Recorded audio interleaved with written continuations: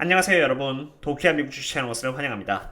오늘은 팔란티어 밸류에이션 그리고 데모데이 때의 내용을 중점적으로 다루면서 장기 투자에 필요로 되는 정보들을 공유하고자 합니다.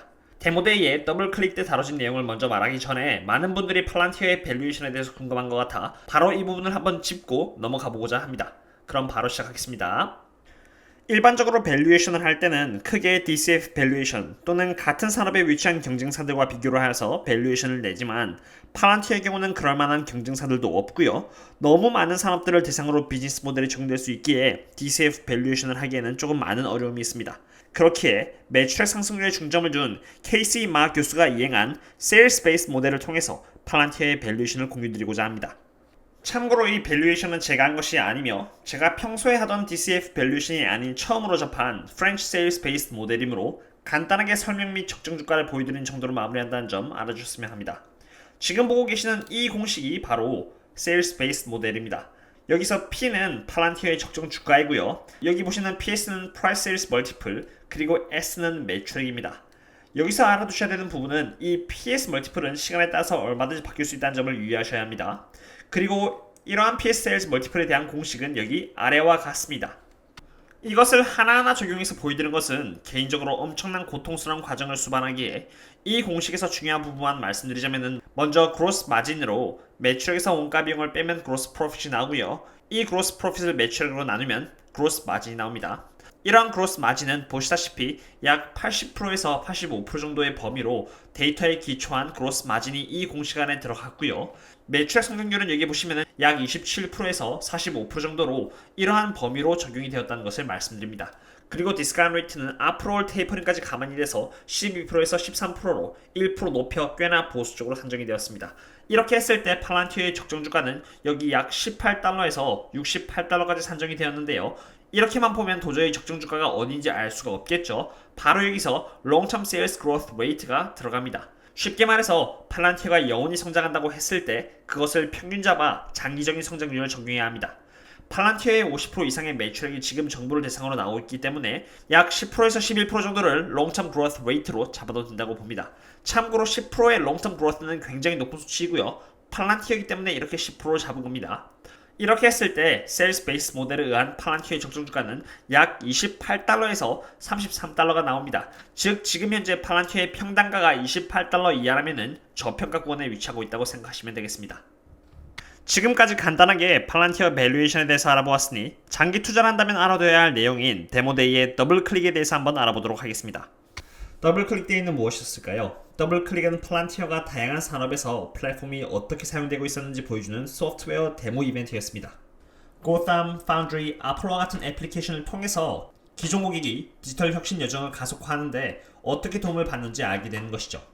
팔란티어는 석유 및 가스, 발전, 의료, 항공우주, 자동차, 건설, 유통, 금융 및 정말 많은 사업에서 사용되고 있죠. 그렇지만 이번 데모데이에서는 인더스트리얼 및 라이프 사이언스 위주로 발표가 되었습니다. 이렇게 보시는 것처럼 말이죠. 그래서 먼저 인더스트리얼 섹터 쪽을 한번 알아보도록 하겠습니다. 먼저 인더스트리얼 섹터가 파운드리와 어떻게 협업이 되고 있는지를 이해하려면 차세대 디지털 트랜스포메이션이 어떻게 인더스트리얼 섹터 쪽에 영향을 미치고 있는지 알아보는 것이 중요합니다. 보통 인더스트리얼이라고 하면은 에너지 회사, 에어로스페이스 제조사, 서플라이 체인 제조사 등을 말합니다. 그리고 이러한 인더스트리얼 섹터는 4차 산업혁명과 함께 인공지능, 로봇, 그리고 금융산업이 디지털화되는 것을 말합니다. 이러한 산업혁명은 산업용 IoT로 인해서 서포트될 것이고요. 산업용 컨텍스트 내에서는 기업의 운용, 제어 및 기계 대 기계, 그리고 장치 대 사람 간의 통신을 강화하는 통합 소프트웨어 기능 세트로 정의가 될 것입니다. 이 그림에서 볼 수 있듯이 wearable, phones, TV, 홈 모니터링, 홈 오토메이션 항목의 IoT 장치처럼 이런 것들은 똑같이 여기 왼쪽에 보이는 중장비, 교통, 스마트 시티, 오토메이션, 팩토리스 그리고 헬스케어와 같은 분야에 적용이 될 수가 있는 것입니다. 그리고 이렇게 수천 개의 IoT의 기기가 똑똑해지려면 데이터 분석, 머신러닝, 빅데이터, 클라우드 컴퓨팅 그리고 5G와 같은 기술이 없이는 이루어질 수가 없는 것이죠. 바로 여기서 팔란티어가 치고 들어갑니다. 팔란티어가 이러한 산업을 도와주는 방법에는 파운드리의 핵심 기술인 디지털 트윈 기술을 빼놓을 수가 없습니다. 디지털 트윈 기술이 무엇이냐면은 컴퓨터에 현실 속 사물의 쌍둥이를 만들고요. 이렇게 현실에서 발생할 수 있는 상황들을 컴퓨터로 시뮬레이션 함으로써 결과를 미리 예측하는 기술입니다. 산업용 분야에 접목하자면은 기업은 시스템이나 공장을 중단하지 않고 상황적 실험을 돌려볼 수도 있고요. 이를 통해서 더 나은 제품을 최적화된 환경에서 만들 수 있는 것이죠. 그리고 지금 보고 계시는 이 그림이 팔란티어가 고객이 운영하는 공장을 모든 데이터 및 센서를 기초하여 디지털 트윈 기술을 통해서 실제 모습을 그대로 본떠서 만든 것입니다. 이렇게 되면은 실제로 공장을 멈추지 않고도 갖고 있는 데이터를 기초하여 얼마든지 다양한 상황을 재현해 볼 수 있는 것입니다. 데모데이에서는 인더스트리얼 분야에 있어서 파운드리의 퀄리티 아키타입 그리고 서플라이 체인 아키타입에 대해서 집중적으로 설명을 했는데 말이죠. 쉽게 말해서 둘 다 모두 산업 고객이 AI 모델을 더 빠르게 생성하여 문제를 해결하고 미래 예측 및 예측 정확도를 개선할 수 있도록 하는 기술이다 라고 이해하시면 됩니다. BP와 파트너십을 맺은 것이 파운드리 퀄리티 타입의 중요한 예시라고 볼 수 있는데요. 팔란티어는 이미 BP의 탄화수소 기반 워크플로우에 대대적인 개선 사항을 제공한 바 있습니다. 여기 보시면 실제로 Enhancement in Hydrocarbon Based Workflow라고 적혀있죠. 바로 이 부분이 그 부분입니다. 이로 인해서 몇 시간 내에 공급망을 통합하고요. 중첩되는 부분을 파악하여 개선할 수 있었고 수개월이 아닌 단 2주 만에 미래의 충격에 대응하기 위한 공급망의 견고성을 개선한 것이죠. 그리고 이를 통해서 약 500억의 비용을 세이빙할 수 있었습니다. 퀄리티 분야의 개선을 통해서 도움받은 것은 BP뿐만이 아닙니다. 리오틴토 회사와 파트너십을 맺은 것 또한 아주 좋은 예라고 할 수 있는데요. 리오틴토는 철과 구리를 캐내는 회사인데 파운드리의 소프트웨어는 수백 개의 센서, 기계 및 인간 데이터를 통해서 다양한 현장 소스의 데이터를 통합한 다음에 파운드리에서 사용자가 정교한 분석을 생성하여 채굴 작업을 개선할 수 있게 한 것이죠. 종합해서 말씀드리자면 제조 및 생산의 오래된 방식에는 상당한 낭비와 비효율을 초래하는 제조 프로세스를 모니터링하기 위해 상당한 인력이 필요했습니다. 팔란티어가 전체 제조 공정을 자동화하고요. 최적화하여 모든 지능형 센서를 지원함으로써 한때 비효율적인 프로세스가 효율적으로 변하는 것입니다.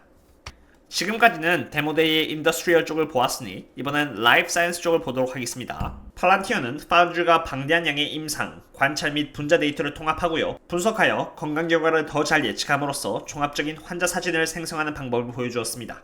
이미 아시고 있는 분들은 아시겠지만 NCATS 그리고 Syntropy EMD와도 파트너십을 맺었고요. 이제는 파운드리의 소프트웨어 덕분에 과학 데이터를 의료 전문가들을 위한 통합, 관리, 분석, 그리고 변환하여 여러 중요한 의료 프로젝트를 효율적으로 만들 수 있도록 합니다. 그리고 미국 국립보건원과 영국의 NHS는 1000명 이상의 연구원이 현재 파운드리를 사용하여서 연구에서 백신 공급 관리, 사람들의 코비드 건강 기록 관리에 걸쳐서 관리를 하고 있는 상태입니다. 이것에 더하여 National Institute for Health로부터 360억의 수주를, US FDA로부터 400억짜리의 수주, 그리고 UK National Health Service로부터 315억짜리의 수주를 팔란티어는 받으면서 코비드-19의 행적, 백신 서플라이 체인 매니지먼트를 추적하기 위해 서포트를 하고 있습니다. 코로나가 끝난 이후에도 인공지능은 차세대 신약 발견을 위한 솔루션 개발을 돕는 데 중심적인 역할을 할 것이고요. 유전하게 적용된 인공지능은 의료 분야의 다음 혁신을 주도할 수 있을 것이라고 봅니다. 지금까지 데모데이에서 언급된 파운드리가 인더스트리얼 그리고 라이프 사이언스에 미치는 영향을 알아보았으니 이번엔 IBM 왓슨과 팔란티어 파운드리가 어떤 시너지를 낼 수 있는지 한번 구체적으로 알아보도록 하겠습니다. 여기 보고 계시는 그림은 새로운 하이브리드 및 AI 전략을 기반으로 한 IBM의 비즈니스 분석입니다. 지금 노란색 박스로 쳐져 있는 곳이 바로 팔란티어와 IBM이 앞으로 10년 이상 동안의 파트너십 관계를 유지하면서 상호작용을 할 곳이 되겠습니다. 첫 번째로 IBM의 주요 경쟁 우위와 강점부터 시작하자면은 IBM은 강력한 기본 데이터 아키텍처 시스템을 보유하고 있습니다. 특히 여기 Red Hat 인수를 통해서 세계에서 가장 강력한 하이브리드 클라우드 플랫폼 제공업체가 되었습니다. 다음으로 팔란티어의 주요 강점은 데이터 통합 능력, AI를 운영 소프트웨어 애플리케이션으로 가져오는 능력, 그리고 쉬운 레벨의 코드 및 비전문가를 위한 코드 없는 인터페이스로 raw 데이터를 실행 가능한 의미 있는 데이터로 바꾸는 능력입니다. 이러한 기본기와 함께 먼저 IBM은 Cloud Pak for Data를 사용해서 여러 시스템에 연결을 하고요. 기업 고객들을 위해서 여러 데이터베이스 내의 모든 지저분한 데이터를 처리 및 정리를 하죠. Collect data, Organize data, Analyze data, Infuse AI 부분이 있는 것을 볼 수 있습니다. 그 다음으로 팔란티의 어플리케이션이 이렇게 들어와서요. 이렇게 정리된 원시 데이터 세트를 조직 전체의 모든 비즈니스 사용자 및 이해관계자들, 참고로 여기서는 Data Scientist, App Developers, 그리고 비즈니스 유저가 되겠습니다. 이러한 분들을 위해서 AI 처리하여서 보다 쉽게 이 사람들이 의미 있는 판단을 할 수 있게 하는 것입니다. 이와 같이 일관된 산업 IoT 전략을 구축하려면 앞서 언급한 수천 개의 데이터 포인트를 캡처할 수 있는 강력한 클라우드 컴퓨팅, 데이터 관리 아키텍처, 5G 네트워크, 보안 및 통합 기능이 필요합니다.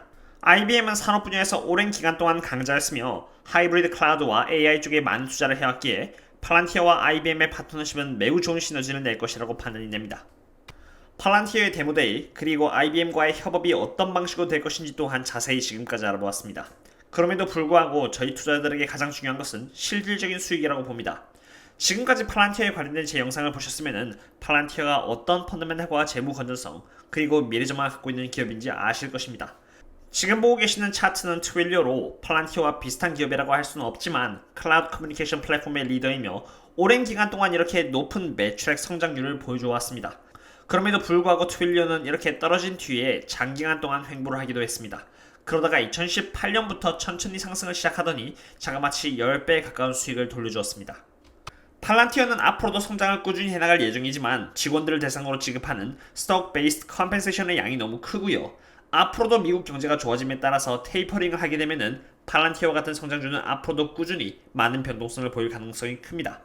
물론 일정 수익이 나면 팔았다가 다시 많이 떨어지면 재투자하는 방법이 가장 좋다고 보여지나 그런 방법을 실제로 구현할 수 있는 사람은 아무도 없기에 저라면 개인적으로 기업의 행보에 대해서 꾸준히 트래킹을 하면서 스스로 그릇에 맞게 천천히 인내심과 함께 오래오래 투자를 해나갈 것 같습니다. 오늘의 영상을 봐주셔서 감사드리고요. 다음에 또 다른 분석과 함께 찾아뵙도록 하겠습니다. 그럼 또 다음에 만나요. See you later.